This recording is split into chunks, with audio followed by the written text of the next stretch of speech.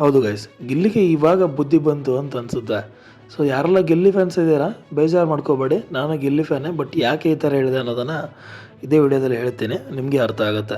So ನೀವು ಯಾರಾದರೂ ನನ್ನ ಚಾನಲ್ನ ಫಸ್ಟ್ ಟೈಮ್ ನೋಡ್ತಾ ಇದ್ದರೆ ಚಾನಲ್ನ ಸಬ್ಸ್ಕ್ರೈಬ್ ಮಾಡ್ಕೊಳ್ಳಿ. ಸೊ ನಿಮಗೆಲ್ಲ ಗೊತ್ತಿದೆ, ವೀಕೆಂಡಲ್ಲಿ ಒಂದು ಎಪಿಸೋಡ್ ನಡೆಯುತ್ತೆ. ನೀವು ಯಾರ ಜೊತೆ ಯಾರಿಗಾದರೂ ಒಂದು ಗಿಫ್ಟ್ನ ಕೊಡಬೇಕು ಅಂತ ಅಂದ್ಕೊಂಡ್ರೆ ಈಗ ಕೊಡ್ಬೋದು ಅಂತ ಹೇಳಿದಾಗ ಅಲ್ಲಿ ಗಿಲ್ಲಿ ಕಾವ್ಯ ಅವ್ರಿಗೆ ಕೊಡ್ತಾರೆ. ಬಟ್ ಕಾವ್ಯ ಅವ್ರು ನಾನು ಅಂದ್ಕೊಂಡೆ ಗಿಲ್ಲಿಗೆ ಕೊಡ್ತಾರೆ ಅಂತ.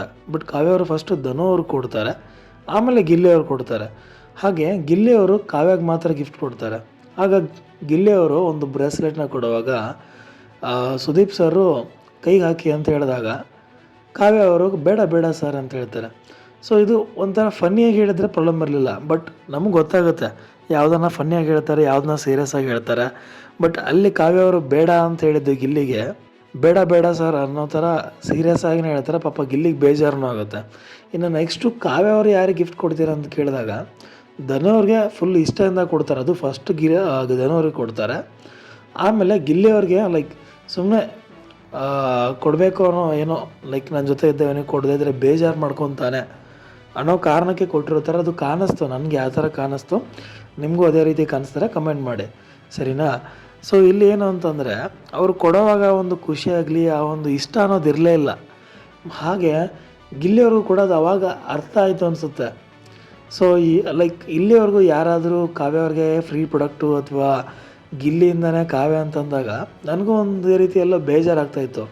ಬಟ್ ಮೊನ್ನೆ ಗಿಲ್ಲಿಗೆ ಗಿಫ್ಟ್ ಕೊಡದೇ ಇದ್ದಾಗ ಅಥವಾ ಗಿಲ್ಲಿ ಗಿಫ್ಟ್ ಕೊಟ್ಟಾಗ ಅವರು ತೊಗೊಂಡಿರೋ ರೀತಿ ನೋಡಿದಾಗ ಗಿಲ್ಲಿಯಿಂದನೇ ಈ ವ್ಯಕ್ತಿ ಇಷ್ಟು ದಿನ ಕಾಣಿಸ್ಕೊಂಡು ಬಿಗ್ ಬಾಸಲ್ಲಿ ಗಿಲ್ಲಿಗೇನೆ ಬೇಜಾರಾಗೋ ಥರ ಮಾತಾಡ್ತಿದ್ದಾಳೆ ಅಂತ ನಂಗೆ ಬೇಜಾರಾಯಿತು ಸರಿನಾ.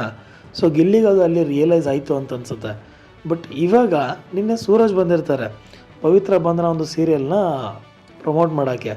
ಅಲ್ಲಿ ನೀವು ಯಾರ ಜೊತೆ ಸ್ಪೆಷಲ್ ಬಾಂಡ್ನ ಶೇರ್ ಮಾಡ್ಕೊತೀರಿ ಅಂತ ಬಂದಾಗ ಕಾವ್ಯ ಅವರು ಗಿಲ್ಲಿ ಹೆಸರೇ ತೊಗೊತಾರೆ, ರಘು ಅವರು ಗಿಲ್ಲಿ ಹೆಸರೇ ತೊಗೊತಾರೆ.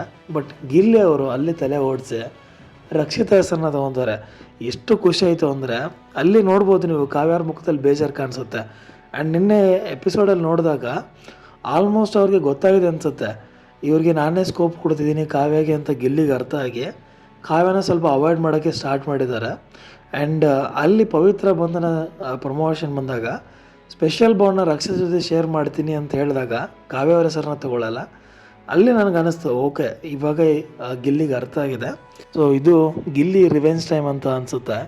ಸೊ ನನಗೇನೋ ಗಿಲ್ಲಿ ಮಾಡ್ತಿದ್ದು ಸರಿಯೇ ಅಂತ ಅನ್ನಿಸ್ತಾ ಇದೆ. ನಿಮಗೂ ಹಾಗೆ ಅನಿಸಿದ್ರೆ ಕಮೆಂಟ್ ಮಾಡಿ. ಹಾಗೆ ವಿಡಿಯೋ ಇಷ್ಟ ಆಗಿದ್ದರೆ ಲೈಕ್ ಮಾಡಿ, ಶೇರ್ ಮಾಡಿ, ಹಾಗೆ ಚಾನಲ್ನ ಸಬ್ಸ್ಕ್ರೈಬ್ ಮಾಡಿ.